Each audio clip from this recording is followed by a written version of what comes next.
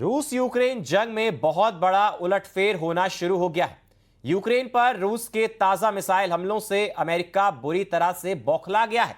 हालात ये हो गए हैं कि अब ट्रंप के सलाहकार पीटर नवारो ने मीडिया में बयान दिया है कि यूक्रेन युद्ध के लिए भारत जिम्मेदार है, क्योंकि भारत रूस से अरबों डॉलर का तेल खरीद रहा है, जिसकी वजह से रूस यूक्रेन जंग जीत रहा है।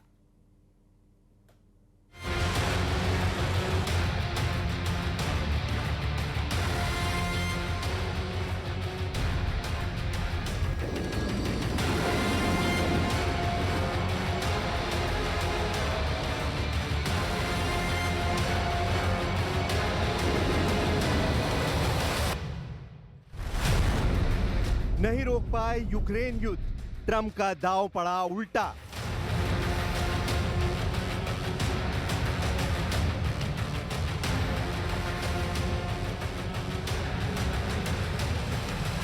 बयालीस महीनों से ज्यादा की जंग में रूस ने यूक्रेन के 27% इलाके पर कब्जा कर लिया है। लेकिन जो ट्रंप पिछले 7 महीनों से लगातार दावे कर रहे थे कि वो रूस यूक्रेन जंग रुकवा देंगे, वो राष्ट्रपति ट्रंप अब बुरी तरह से निराश और हताश हो चुके हैं। खबर है कि गुस्साए राष्ट्रपति ट्रंप ने अब पुतिन से ज्यादा जेलेंस्की पर भड़ास निकालते हुए यूक्रेन को धमकी दी है कि अगर जेलेंस्की और पुतिन की मीटिंग नहीं होती है तो वो यूक्रेन पर बेहद सख्त प्रतिबंध और भारी टैरिफ लगा देंगे। दावे तो यहां तक किए जा रहे हैं कि पुतिन ने 15 अगस्त को अलास्का और 18 अगस्त को जेलेंस्की और ट्रंप के बीच हुई मीटिंग के बाद से यूक्रेन पर हमलों में 15 गुना तक की बढ़ोतरी कर दी है। खबर तो यह भी है कि पुतिन जेलेंस्की के साथ 1-to-1 मीटिंग करके जेलेंस्की को अपने बराबर का ओपोनेंट नहीं बनाना चाहते हैं। इधर कीव में रूस के ताजा हमलों से कोहराम मच गया है, जिसमें दर्जनों लोग मारे गए हैं। हम आपको दिखाने जा रहे हैं कि कैसे बौखलाई ट्रंप सरकार ने अब यूक्रेन युद्ध में भारत सरकार को घसीटने की कोशिश की है। हम आपको यह भी दिखाएंगे कि क्यों ट्रंप के बिजनेस सलाहकार ने यह कहा है कि यूक्रेन युद्ध मोदी युद्ध बन चुका है। यानी अमेरिका दुनिया में मैसेज देना चाहता है कि मोदी और पुतिन की नजदीकी की वजह से भारत अरबों डॉलर का तेल खरीद रहा है, जिसके पैसे से रूस हथियार खरीद रहा है और यूक्रेन को तबाह और बर्बाद कर रहा है। कुल मिलाकर यूक्रेन युद्ध में अब ट्रंप के मुताबिक आर्थिक विश्व युद्ध शुरू हो चुका है। सबसे पहले देखिए कैसे रूस के सबसे ताजा और भीषण हमलों से यूक्रेन को कहां और कितना नुकसान हुआ है। कीव पर मिसाइलों की बारिश, जेलेंस्की नहीं रोक पाए हमले।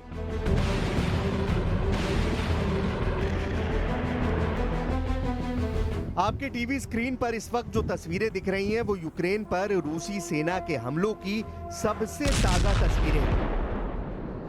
राजधानी कीव पर हुए भीषण मिसाइल हमलों ने यूक्रेन की चीखें निकाल दी। दावा किया जा रहा है कि रूस ने जिस तरह से कीव पर हमला किया है वो अगस्त महीने का सबसे खूनी और विनाशकारी हमला है। यूक्रेन की राजधानी कीव से लेकर पूर्वी यूक्रेन में रूसी सेना के हमलों से जुड़े आंकड़े बता रहे हैं।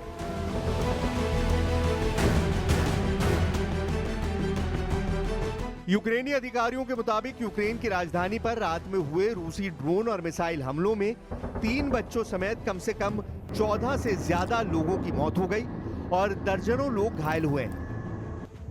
28 अगस्त को तड़के कीव में शक्तिशाली विस्फोट हुए, जिसमें आसमान तक आग और धुआं उठता हुआ दिखाई दिया गया। रूस के मिसाइल हमलों में कई इमारतें तबाह हो गईं। एक न्यूज एजेंसी के मुताबिक स्थानीय कमांडर के हवाले से बताया गया कि रूसी सैनिक पूर्वी दिप्रोपेट्रोव्स्क क्षेत्र के नोवोहेओरहुइका और ज़ैपोरिज़्के गांव में घुस गए हैं, जो डोनेत्स्क क्षेत्र के पास एक प्रमुख यूक्रेनी औद्योगिक केंद्र है। कीव के अधिकारियों के मुताबिक रूस के हमले में 1 लाख घरों की बिजली गुल हो गई। यूक्रेन के राष्ट्रपति व्लादिमीर जेलेंस्की के मुताबिक पुलतावा, सूमी और चेरनीहिव में 1 लाख से ज्यादा घरों की बिजली गुल हो चुकी है। जेलेंस्की पर भड़के ट्रंप, भारत पर निकाली भड़ास। 3.5 साल से ज्यादा के युद्ध में ऐसा पहली बार हो रहा है कि ट्रंप राष्ट्रपति जेलेंस्की पर बुरी तरह से भड़क रहे हैं। दूसरी तरफ रूस के भीषण हमले और पुतिन के मिशन की जीत को लेकर राष्ट्रपति ट्रंप और उनके आर्थिक सलाहकार पीटर नवारो भारत पर बुरी तरह से भड़क रहे हैं। उन्हें लग रहा है कि रूस इसलिए यूक्रेन से लगातार जंग जीतता जा रहा है क्योंकि भारत हर हफ्ते करोड़ों डॉलर का तेल रूस से खरीद रहा है, जिससे रूस को युद्ध करने के लिए अरबों डॉलर लगातार मिल रहे हैं। भारत पर 27 अगस्त से 50% का भारी भरकम अमेरिकी टैरिफ लागू हो चुका है, लेकिन जिस तरह से भारत ने अमेरिका की हेकड़ी और अकड़ के खिलाफ 50% टैरिफ का सामना करने की तैयारियां शुरू की हैं, उसने राष्ट्रपति ट्रंप के साथ साथ उनके आर्थिक सलाहकारों की नींद हराम कर दी है। हालात यह है कि ट्रंप अब ज़ेलेंस्की पर अपना गुस्सा उतार रहे हैं, तो वहीं वो भारत को अहंकारी कह रहे हैं। राष्ट्रपति ट्रंप के आर्थिक सलाहकार पीटर नवारो ने भारत पर लगाए 50% टैरिफ को यूक्रेन युद्ध से जोड़कर पूरी दुनिया को हैरान कर दिया है। पीटर नवारो ने अब रूस यूक्रेन युद्ध को सीधे मोदी का युद्ध करार दे दिया है। उनका यह बयान न सिर्फ आक्रामक है बल्कि भारत का अपमान भी माना जा रहा है, जबकि भारत ने बार बार यूक्रेन युद्ध में शांति की अपील की है और बातचीत के जरिए शांति का रास्ता तय करने की वकालत की है।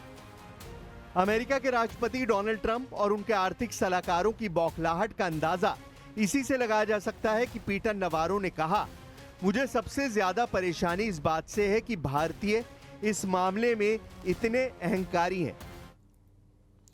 और इजराइल की सेना ने गाजा से लेकर सीरिया तक कोहराम मचाना अब शुरू कर दिया है। इजराइल डिफेंस फोर्स के हालिया हमलों में सीरिया के कई सैनिकों के मारे जाने की खबर है, यानी इजराइल की तरफ से एक बार फिर जंग का दोहरा मोर्चा खोल दिया गया है। गाजा की गलियों में टैंक की गड़गड़ाहट है, दमिश्क में धुएं का गुबार उठ रहा है। सवाल ये किए जा रहे हैं कि क्या इजराइल जंग का विस्तार करने जा रहा है? क्या नेतन्याहू की सौगंध के पूरे होने का आखिरी वक्त आ गया है? क्या युद्ध के मोर्चे पर इजराइल कोई नई चाल चल रहा है? दिखाएंगे खास रिपोर्ट में।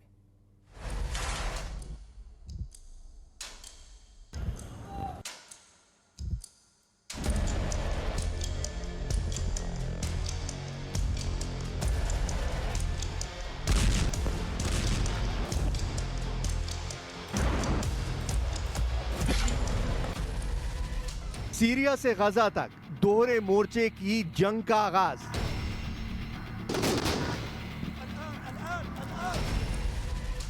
नेतन्याहू ब्रिगेड ने तैयार किया तबाही का फाइनल मैप।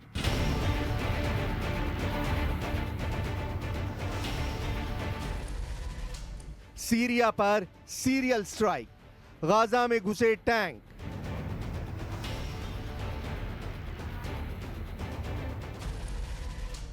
नेतन्याहू की सौगंध पूरी करने उतरे आईडीएफ के लड़ाके।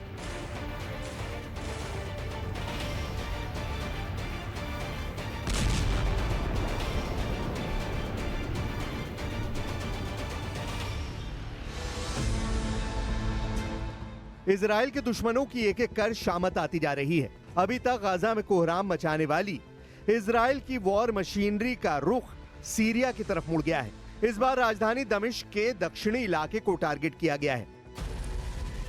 सीरिया की सरकारी मीडिया ने दावा किया कि इस अचानक हुई ड्रोन स्ट्राइक और मिसाइल बरसात में कम से कम 8 सैनिक मारे गए और कई गंभीर रूप से घायल हुए। यानी इजराइल की वॉर मशीनरी अब सिर्फ गाजा तक सीमित नहीं रही, बल्कि उसका अगला निशाना बन चुका है पड़ोसी देश सीरिया।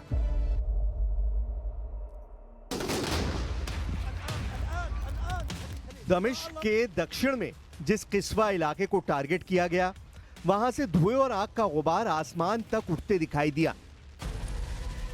रिपोर्ट के मुताबिक हमला उस वक्त हुआ जब सीरियाई आर्मी को इलाके में कुछ कथित गुप्तचर उपकरण मिले।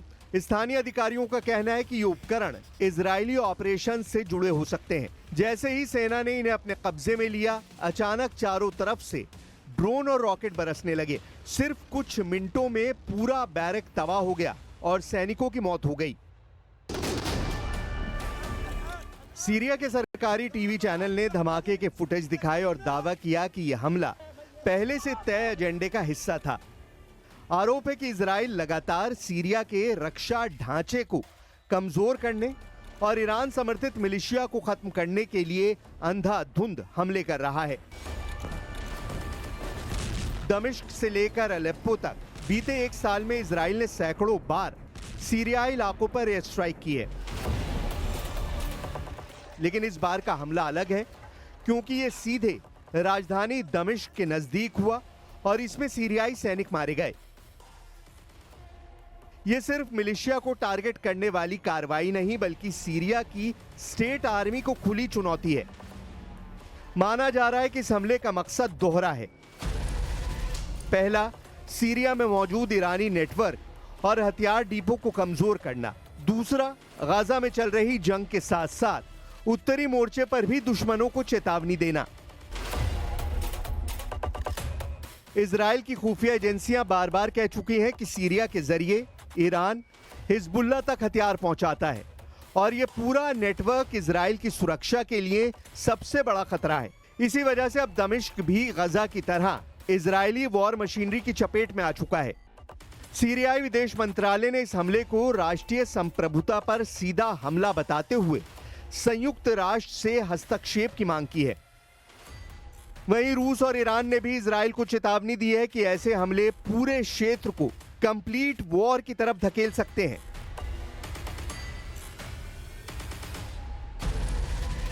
उधर संयुक्त राष्ट्र सुरक्षा परिषद इस हफ्ते यूनिफिल मिशन को 2026 के अंत तक बंद करने के प्रस्ताव पर वोट करने जा रही है। लेबनान इजराइल बॉर्डर की निगरानी करने वाली ये फोर्स अगर हटती है तो सीरिया और लेबनान दोनों मोर्चों पर तनाव और ज्यादा भड़क सकता है। गजा में कब्जा, सीरिया में सीरियल स्ट्राइक। इजराइल ने साफ कर दिया है कि उसके लिए अब कोई रेड लाइन नहीं बची है। प्रधानमंत्री नेतन्याहू ने दावा किया था कि गाजा की जंग आखिरी दम तक चलेगी और अब उसी वादे को निभाने के लिए आईडीएफ ने सीरिया तक अपने टैंक और ड्रोन की दहाड़ पहुंचा दी है।